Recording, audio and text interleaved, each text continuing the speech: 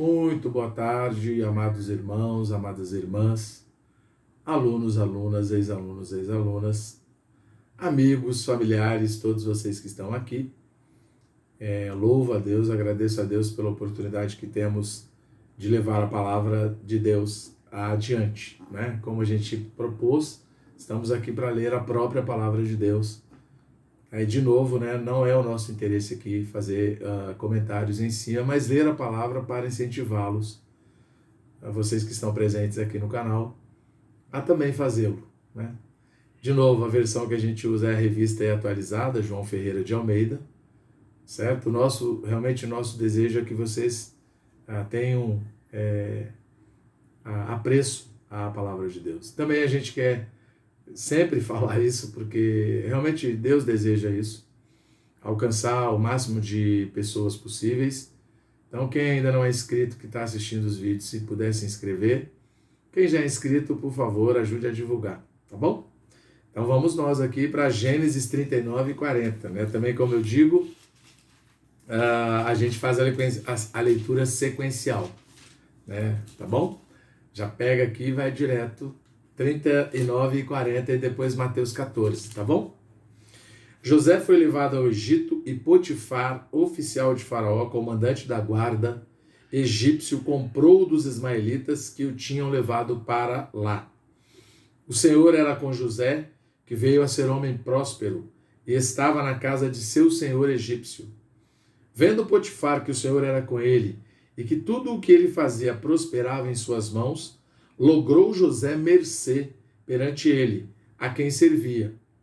E ele o pôs por mordomo de sua casa, e lhe passou às mãos tudo o que tinha. E desde que o fizera mordomo de sua casa, e sobre tudo o que tinha, o Senhor abençoou a casa do egípcio por amor de José. A bênção do Senhor estava sobre tudo o que tinha, tanto em casa como no campo. Potifar tudo o que tinha confiou às mãos de José, de maneira que, tendo-o por mordomo, se alimentava, de nada sabia, além do pão com que se alimentava. José era formoso de porte e de aparência. Aconteceu depois destas coisas que a mulher do seu senhor pôs os olhos em José. Ele disse: deita-te comigo. Ele, porém, recusou e disse à mulher do seu senhor: tem-me por mordomo o meu senhor e não sabe do que há em casa, pois tudo o que tem me passou ele às minhas mãos. Ele não é maior do que eu nesta casa, e nenhuma coisa me velou, senão a ti, porque és sua mulher. Como, pois, cometeria eu tamanha maldade e pecaria contra Deus? Falando ela a José todos os dias e não lhe dando ele ouvidos, para se deitar com ela e estar com ela. Sucedeu que certo dia veio ele à casa para atender aos negócios e ninguém dos de casa se achava presente. Então ela o pegou pelas vestes e lhe disse: deita-te comigo.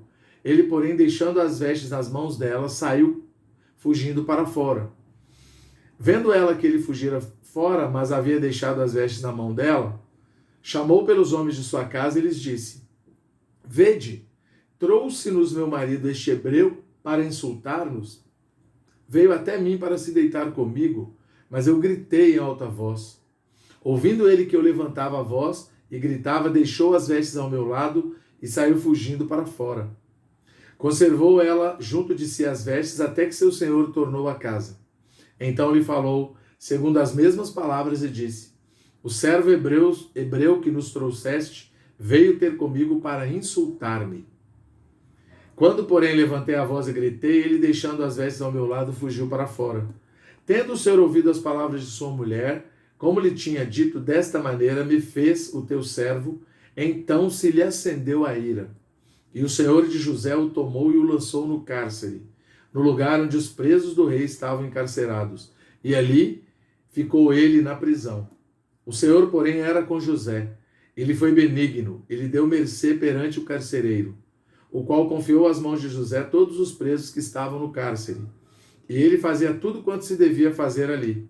E nenhum cuidado tinha o carcereiro de todas as coisas que estavam nas mãos de José, porquanto o Senhor era com ele, e tudo que ele fazia, o Senhor prosperava. Passadas estas coisas, aconteceu que o mordomo do rei do Egito e o padeiro ofenderam o seu senhor, o rei do Egito.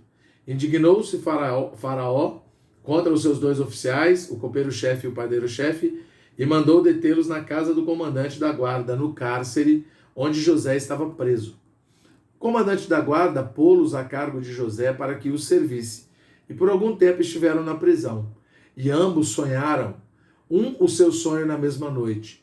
Cada sonho com a sua própria significação. O copeiro e o padeiro do rei do Egito que se achavam encarcerados.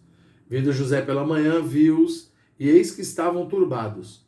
Então perguntou aos oficiais de Faraó, que com ele estavam no cárcere da casa do seu senhor: por que tendes hoje triste o semblante?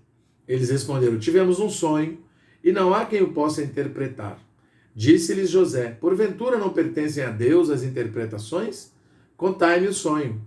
Então o copeiro-chefe contou o seu sonho a José e lhe disse: em meu sonho havia uma videira perante mim, e na videira 3 ramos, ao brotar a vide, havia flores, e seus cachos produziam uvas maduras. O copo de Faraó estava na minha mão. Tomei as uvas e as espremi no copo de Faraó, e o dei na própria mão de Faraó. Então lhe disse José: esta é a sua interpretação. Os 3 ramos são 3 dias. Dentro ainda de 3 dias, Faraó te reabilitará e te reintegrará no teu cargo, e tu lhe darás o copo na própria mão dele, segundo o costume antigo quando lhe eras copeiro. Porém, lembra-te de mim, quando tudo te correr bem, e rogo-te que sejas bondoso para comigo, e faças menção de mim a Faraó, e me faças sair desta casa. Porque, de fato, fui roubado da terra dos hebreus, e aqui nada fiz para que me pusessem nessa masmorra. Vendo o padeiro-chefe que a interpretação era boa, disse a José: eu também sonhei. E eis que 3 cestos de pão alvo me estavam sobre a cabeça. E no cesto mais alto havia de todos os manjares de Faraó, arte de padeiro, e as aves os comiam do cesto na minha cabeça. Então lhe disse José: a interpretação é esta: os 3 cestos são 3 dias, dentro ainda de 3 dias Faraó te tirará fora a cabeça, e te pendurará no madeiro, e as aves te comerão as carnes. No 3º dia, que era aniversário do nascimento de Faraó, deu este um banquete a todos os seus servos, e no meio destes reabilitou o copeiro-chefe e condenou o padeiro-chefe. Ao copeiro-chefe reintegrou no seu cargo, no qual dava o copo na mão de Faraó. Mas o padeiro-chefe enforcou, como José havia interpretado. O copeiro-chefe, todavia, não se lembrou de José, porém dele se esqueceu. Agora vamos ler Mateus 14.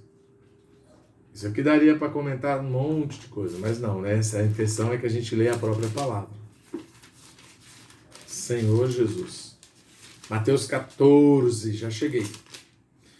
Por aquele tempo, ouviu o tetrarca Herodes a fama de Jesus, e disse aos que o serviam: este é João Batista, ele ressuscitou dos mortos, e por isso nele operam forças miraculosas.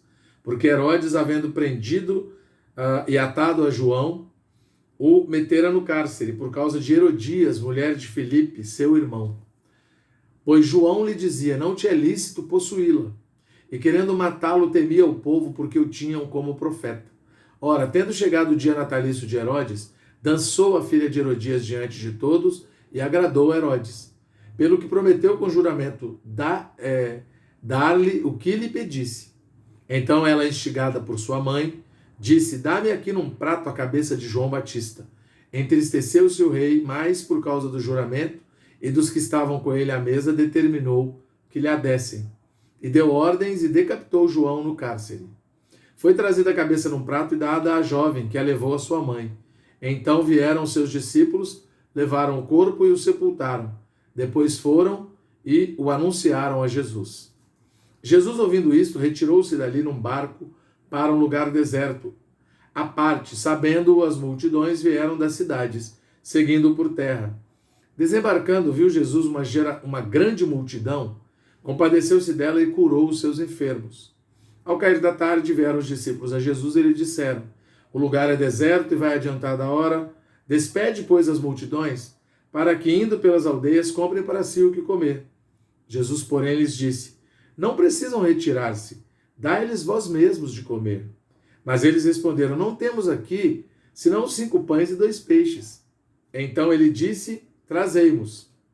E tendo mandado que a multidão se assentasse sobre a relva, tomando os 5 pães e os 2 peixes, erguendo os olhos ao céu, os abençoou.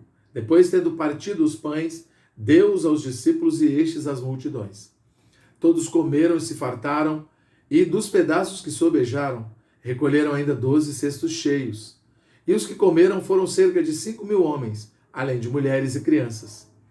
Logo a seguir, compeliu Jesus os discípulos a embarcar e passar adiante dele para o outro lado, enquanto ele despedia as multidões.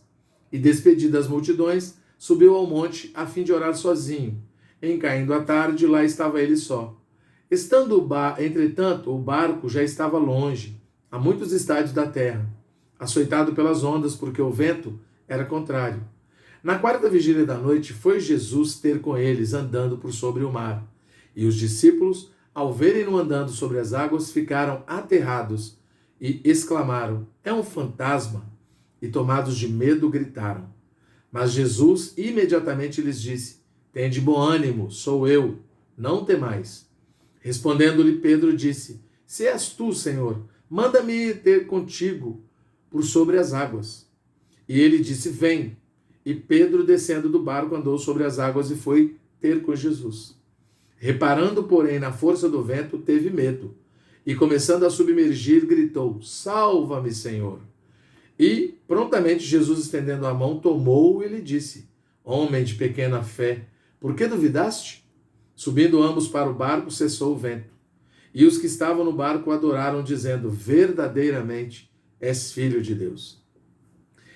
Estando então ele já no barco do outro lado, chegaram à terra em Genezaré. Reconhecendo os homens daquela terra, mandaram avisar a toda a circunvizinhança e trouxeram-lhe todos os enfermos e lhe rogavam que ao menos pudessem tocar na orla de sua veste. E todos os que tocaram ficaram sãos ou curados.